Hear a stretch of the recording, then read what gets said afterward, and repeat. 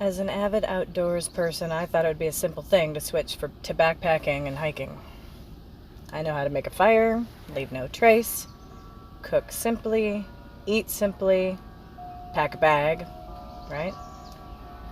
Wrong.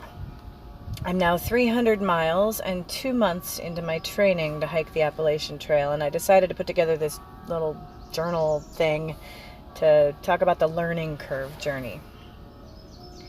In my first mile, I learned that a mile isn't so bad. But 2,000 miles is going to be a challenge, to say the least. It isn't just walking, as you might think. After 1 mile, carrying a bag with some water and a few books, I learned that a light bag gets heavier with every step. I learned that slight elevation changes can cause you to break a sweat, and that breaking a sweat makes you cold. I learned that my legs are not as strong as they could be, but stronger than I originally thought. Mile 20.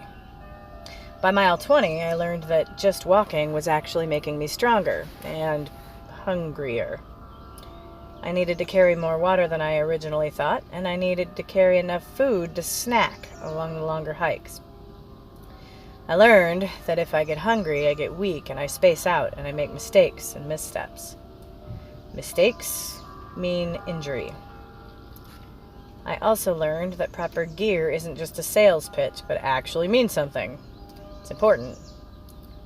This allowed me to research gear the right way, as I very carefully purchased items with my extremely limited budget. Mile 50 was a heavy gear purchasing time for me. I learned that not just any backpacking pack will do. I needed to try on quite a few packs before I found one that didn't bump into me or rub me in ways that would inevitably lead to injury, while still being efficient and light enough for long day hikes.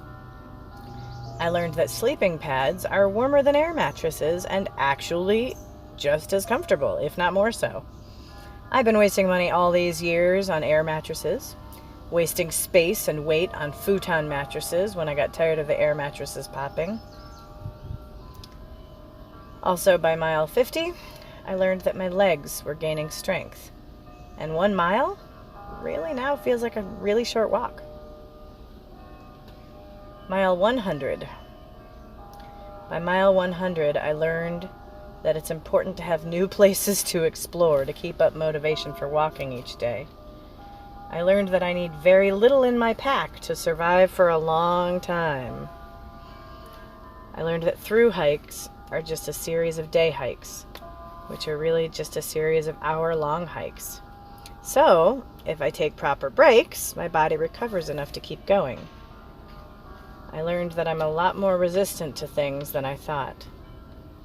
By mile 200, I had what I consider to be a healthy pack, which definitely has room for adjustment. I'll do a pack list for everyone soon so that you guys can see what this looks like for me, but I went through some gear changes after testing some things out.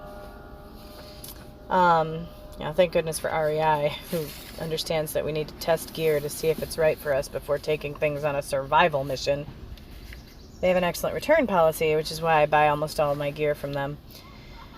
Trekking poles. I learned that trekking poles are tremendously important. They saved me so many times from face planting, an inability to get up or down a hill, twisted ankles, exhaustion, wet feet, more times than you might have imagined. I saw others who thought they didn't need them experience all those things without them. I swear that it's one of the best purchases I've made. Oh, I also learned that I should have gotten rubber feet for my trekking pads for walking on rocks. I'm going to have to look for those yet. Make sure you do that if you shop. And mile 300. I just reached that. I now know that hiking both brings people together and apart. My daughter thanks me every day for becoming a hiker. She loves going out on walks with me, and we bond more now than we did before, and we're both definitely healthier for it. My husband's also thankful. He doesn't get to join me as often as he'd like. So many days I hike alone. At first, I gotta tell you, this was terrifying. Still scary for me in some places, but I do it anyway. When I hike alone, it's alternately wonderful and lonely. Gives me a lot of time to think, It allows me to meet strangers on the trail and have conversations I wouldn't have otherwise had. Lets me realize that I can be a strong, independent woman while still being smart about it in every way that I'm able. I don't need to have others all around me all the time, but I do enjoy company, and I feel safer when someone's there. Finally, I learned that 300 miles took me a couple of months when real life got in the way, but it didn't feel that long.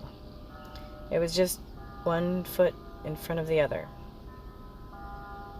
As will be the next 300 miles, and so on. I'm always going to be carrying around a knee injury, and I may always be the tortoise rather than the hare, but I'm totally able to reach the end of the journey if I set my mind to it.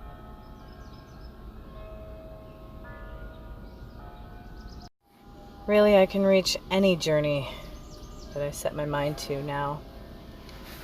People often ask me if the Appalachian Trail is really a good idea with my injury and whatever other issues I may have to deal with. The answer is that in so many ways, this goal has already saved my life. It isn't only a good idea, it's an amazing, life-changing adventure that will continue on probably to many other major adventures. That's life, and I am living my life to its absolute fullest. Thank you for being around for it.